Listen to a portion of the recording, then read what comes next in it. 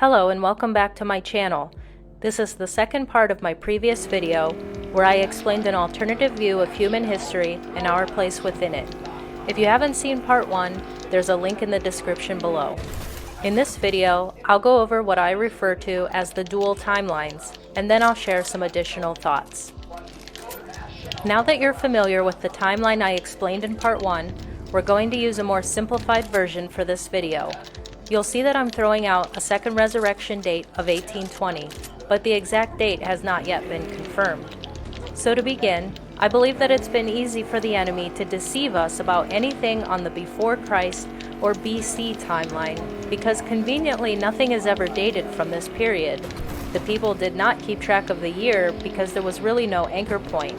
We can be told pretty much anything about artifacts from this time. I believe that the practice of keeping track of the year truly began in year 1 of the millennial kingdom. I believe this is the true meaning of AD, or the Latin phrase Anno Domini, which means in the year of the Lord. There's usually some variation of this phrase in old books and manuscripts. Because of the large amount of dated artifacts that have survived from the millennial kingdom, Satan has had to provide many cover stories for all of the evidence he couldn't destroy. He has told us that the phrase Anno Domini, or in the year of the Lord, means from the birth of Jesus. However, I believe that the true year 1 is the beginning of Jesus' kingdom here on earth.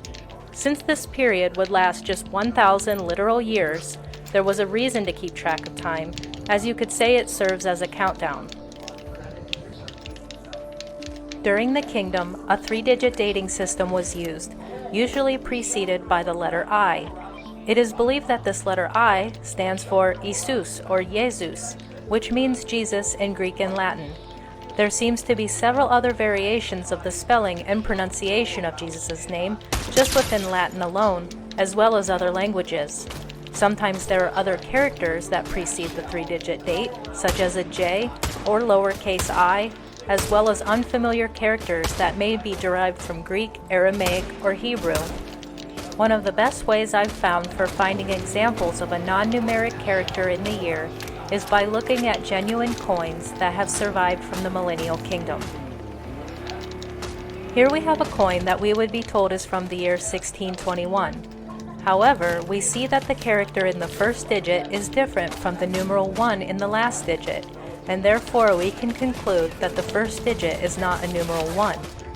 Here we have another coin that we would be told is from the year 1700, but obviously the character in the first digit does not resemble a numeral 1, and there is a large space separating it from the 3-digit year. We can deduce that this coin is not from 1700, but the year 700 of the kingdom. Here we have another more subtle example, but we can see that the relief of the letter I in the date is more refined and congruent with the other letters, while the numerals are more consistent with each other. Again, we would be told that this artifact is from 1890, but I would determine the date on this coin reads I-890, meaning year 890 of the kingdom of Jesus. There are many more examples, and you'll have no trouble finding your own. It's one of those things where once you see it, you can't unsee it.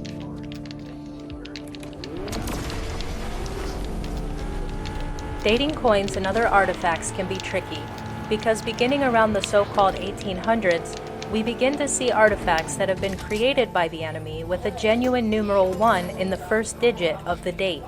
This is around the time that Satan was released from his prison and began the timeline deception. He began inserting false dates into all kinds of objects, including backdating inscriptions in books, on monuments and architecture, various works of art, and more. How exactly he pulled this off, I couldn't easily tell you. Lastly, one final example. If we had an object or event that was dated with the number 1900, that would be over here on the timeline, in our little season. But if we found an object that was dated I-900, that would actually fall back here, in the late kingdom. Conversely, if we have a pre-reset date such as 1500, that is generally the same year as I-500. If it seems a little confusing, well, it was meant to be, but you'll get the hang of it. In addition to the numeric dating system, the year was also commonly denoted in what we call Roman numerals. I have a feeling that perhaps Roman numerals are to be interpreted a little differently than what we've been told, but that's not something I'll be investigating right now. If you're someone who researches these sorts of things, then you're aware of what is regarded as the 1,000 years of added history that's been injected into our timeline. In all actuality, it appears to be about 800 to 850 years. I believe the entire reason that Satan has added approximately 800 years into our timeline is to once again provide a cover story for the things he couldn't destroy. As I showed just a couple examples of, there are innumerable artifacts that have the letter I or J preceding the year. We are told that an artifact dated I-500 would be the year 1500, but by doing so, a lot of fake and exaggerated history will need to be added in. This is all in a huge effort to hide the millennial kingdom from the people of our time. The more you learn about the true nature of our past, the more profoundly obvious it is that Jesus Christ is the ultimate truth, and it would definitely be a lot harder to go out and deceive the nations if we all understood we were riding off the coattails of Christ's kingdom. So with that being said, I believe that we're actually in approximately the year 1200.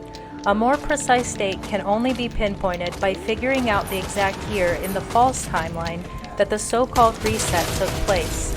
If year 1 truly begins with the start of the millennial kingdom, then 1,000 years have passed, plus the 200 or so years that we are already into the little season, putting us in approximately the year 1200. If we were to continue to base time off of the birth of Christ, then you would just add 70 years. This is how I see things for now, and I hope this helps you understand the dating system and how the two timelines relate to each other. Now I'm going to go through some additional thoughts and questions. In part 1, I said that the saints go up to heaven at the end of the kingdom. I said this to keep things simple at the time, but I actually think that this may not be the case. The Bible states that the armies will surround the camp of the saints and the beloved city, indicating that they're here on earth somewhere. Perhaps the camp of the saints is located in a region we aren't allowed to explore. In part 1, I talked about the second resurrection and how those who took part in it were simply referred to as the rest of the dead. I'm going to describe this part in just a little more detail. I believe that these people lived before Christ was ever born, therefore they did not get the chance to make the choice of whether to accept or reject Christ. Accepting Christ is the only way to be grafted back into the spirit realm. It is an indelible law of the universe. So these people who lived in the time before Christ had to be resurrected and given the chance to make this choice. This is the only logical theory that I've been able to surmise. It is my personal opinion that no one alive at this current time is part of that group. But then again, who knows? I haven't found anything in the Bible so far that indicates where the mortals at the end of the millennial kingdom go. One might assume that they keep on living into the little season, just as those who survived the tribulation kept on living as normal into the kingdom. But on the contrary, the early historical evidence often seems to point to the idea that the new people completely replaced the old people. However, it seems like there would be no continuity at all if one group was completely swapped out for another. Again, I'm honestly not clear on what exactly happened during the transition at the end of the kingdom.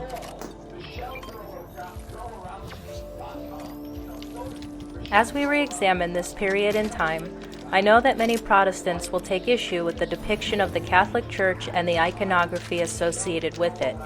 Since I became a Christian, which was in my adult life, I formulated the opinion that Catholicism was some sort of bizarre mixture between Christianity and paganism, and that many of these practices and beliefs were not biblical.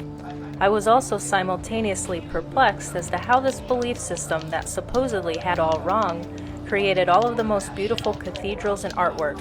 I was disappointed that all of the best works of art and architecture had to be off limits to me. However, I have completely changed my mind about that as I've gained a higher understanding of our past. I have separated the reputation of the modern-day Catholic Church from what was actually the evolution of Christendom through the messianic reign of Jesus Christ himself. The Catholic Church, or whatever it may have been called during that time, appears to be the most prestigious wing of the governmental system during the kingdom. Its higher offices, if not all of its offices, appear to be occupied by saints. It is the antithesis to the idea of separation of church and state. Furthermore, the belief systems of Catholicism and Eastern Orthodoxy both incorporate the new class of beings, the saints, who are the very first of their kind. They're like our big brothers and sisters who graduated before us, and they've played a part in this world ever since. These belief systems that were developed during the Millennial Kingdom give us insight on how they play a role in our lives. The saints did not yet exist in the times of the Old and New Testament, so that's why there's nothing in there about them as different spiritual entities. The timeline deception has created a chasm between two sides of the same coin. As Christians, we know to be very careful with the spirit realm, so I'm not saying to jump straight into anything. But after discovering the true nature of our past, I have naturally begun to fall in line with what is generally considered to be Catholicism. Conversely, if you already subscribe to the general ideas of Catholicism, then revelation, you're likely going to understand your own beliefs and where they come from on a much deeper level.